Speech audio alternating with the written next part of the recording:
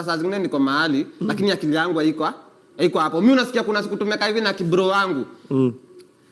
Tumekaa hivi na kibro wangu ndio tumemaliza form 4. Mimi nimemaliza form 4, bro wangu alikuwa amemaliza some few years ahead of mimi. Sawa? Mzaya anataka tuhame home.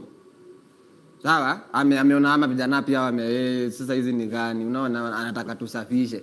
Sasa ametuita hapo hivi atupige msomo. Mimi nimekaa hivi kwa kiti, bro amekaa hapo hivi kwa kiti. Kidogo mzaya kwenda kutupatia lecture, mimi akili ikapotea. Mimi sasa mimi kimwili niko hapo lakini si uko hapo. Sawa? Mzae banja. Mimi akili yangu sasa ikaanza kusikia na huko nje maumbwa zinabweka sana. Sawa?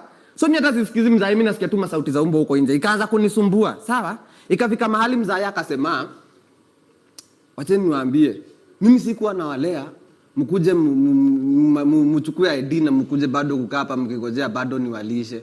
Sawa? At that moment na mimi nikasikia zile dogi zimesumbua sana. So mimi sijasikia kwenye mzae ile statement mzae amesema, mimi nasikia dogi zinasumbua. So mzae kumaliza kusema hivyo, na mimi nikaangalia ngabro nikamwambia, "Sikia umbwa."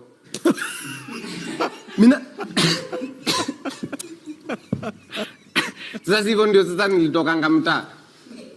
Hiyo hata unaweza nienda nilipotanga. Unanienda.